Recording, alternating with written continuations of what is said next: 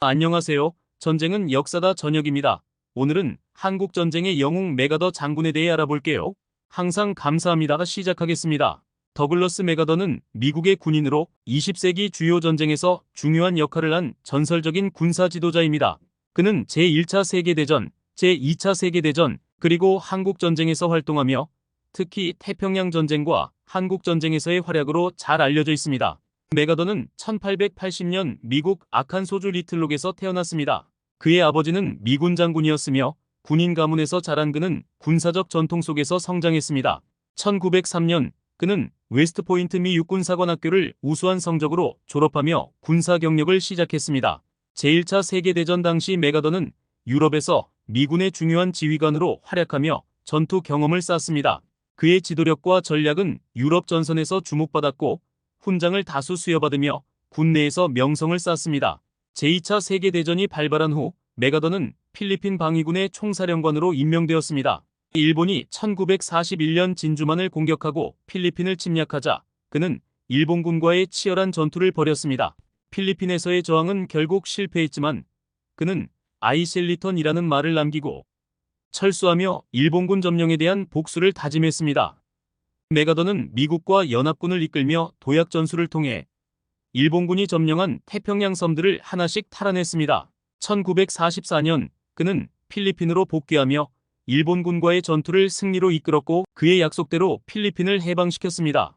1945년 일본이 항복한 후 메가더는 일본 점령군의 최고사령관으로 임명되었습니다. 그는 일본의 민주화를 추진하며 일본 헌법을 개정하고 전후 복구를 지도하는 중요한 역할을 맡았습니다. 그의 정책은 일본을 현대적이고 평화적인 국가로 변화시키는 데에 큰 영향을 주었습니다. 1950년 6월 북한이 남한을 침공하며 한국전쟁이 발발하자 메가더는 유엔군 최고사령관으로 임명되었습니다.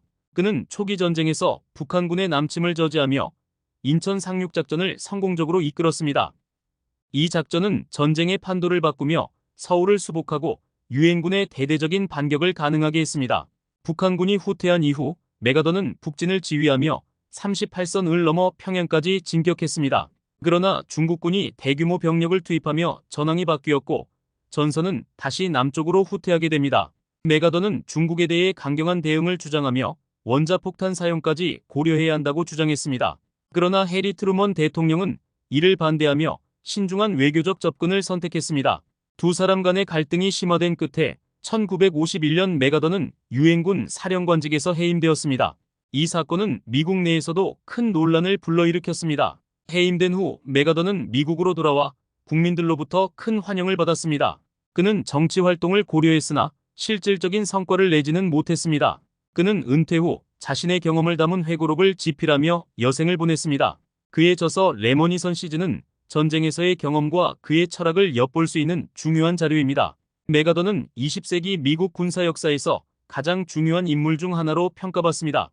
그의 전략과 전술은 태평양 전쟁과 한국 전쟁에서 결정적인 영향을 미쳤으며 일본과 한국 현대사에도 큰 흔적을 남겼습니다. 그러나 그의 독단적 리더십과 정치적 발언은 논란의 여지가 많았습니다. 특히 한국 전쟁에서의 강경책과 트루먼과의 갈등은 그에 대한 평가를 엇갈리게 했습니다. 메가더는 미국 내에서 영웅으로 기억되며 그의 이름을 딴 군사시설과 기념물이 전 세계 여러 곳에 세워져 있습니다. 더글러스 메가더는 전쟁 영웅이자 논란의 중심에 섰던 인물로 그의 리더십은 미국과 동아시아 현대사에 지대한 영향을 미쳤습니다. 태평양 전쟁의 승리, 일본의 재건, 그리고 한국 전쟁의 초반 승리는 그의 전략적 능력을 보여주는 대표적인 사례입니다. 그의 생애는 군사적 업적과 함께 시대의 변화와 도전 속에서 한 리더가 보여줄 수 있는 다양한 면모를 담고 있습니다. 내용이 유익하셨다면 구독과 좋아요, 감사합니다. 저에게 힘이 됩니다.